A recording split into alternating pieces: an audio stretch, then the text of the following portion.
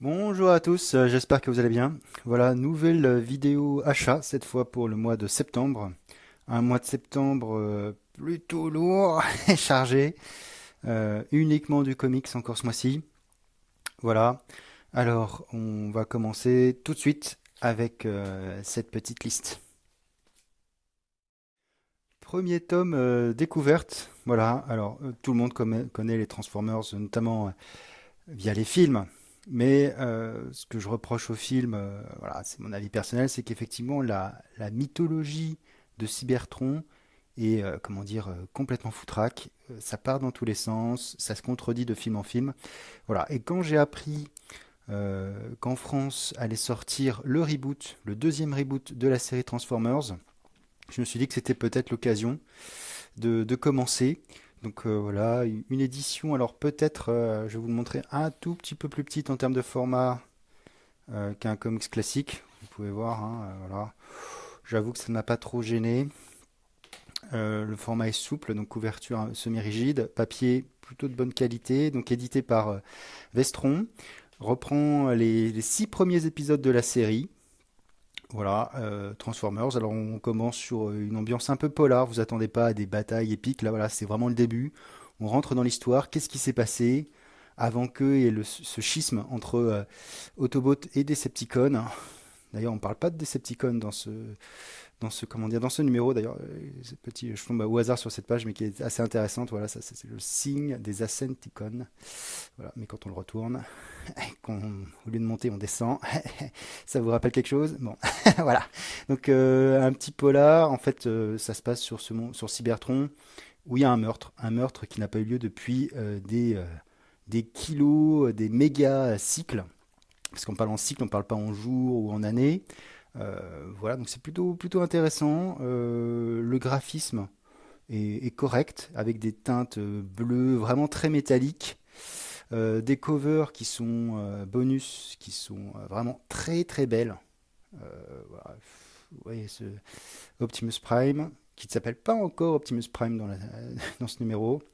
Voilà, Soundwave. Enfin bref, c'est vraiment un très bon achat. Je suis très agréablement surpris. Alors le prix est certes peut-être un petit peu élevé, mais bon, je pense que le retour sur investissement est bon. Donc voilà, un très bon achat. En tout cas, je suis très content d'avoir fait cet achat.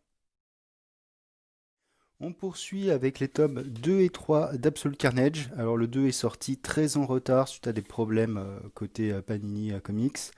Voilà, donc voilà, on a la suite et la fin de cet event Absolute Carnage.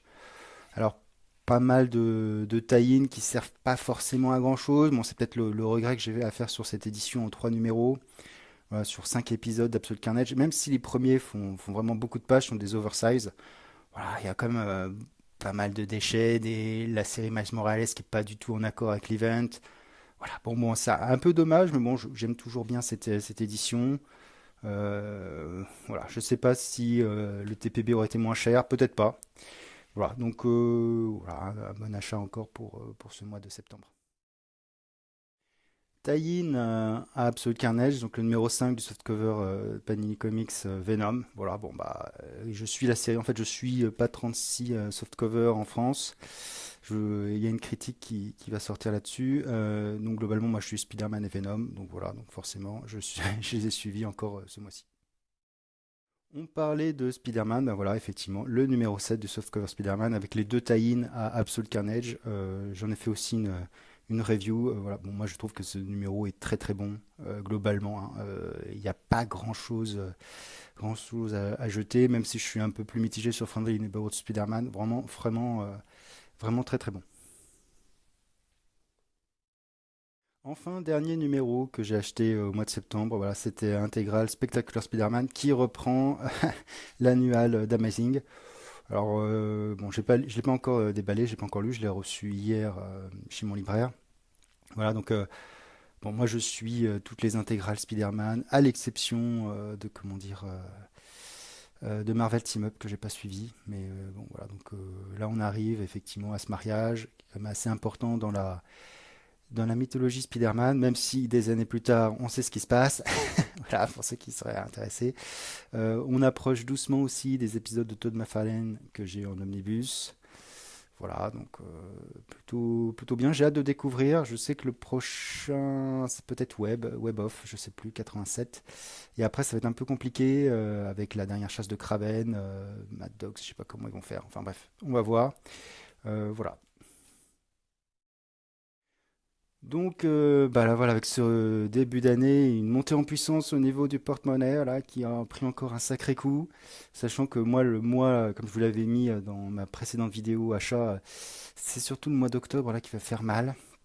Voilà, je vais voir comment, comment ça va se faire, mais c'est vrai que les derniers mois d'année sont toujours très très chargés.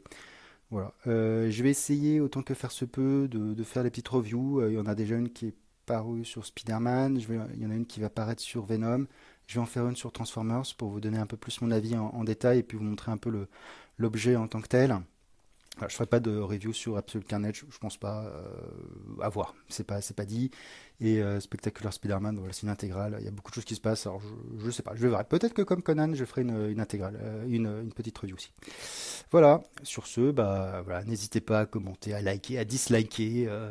Voilà, à réagir en tout cas aux vidéos, à vous abonner si vous voulez continuer à suivre quelques petites geekeries sur ma chaîne. Voilà.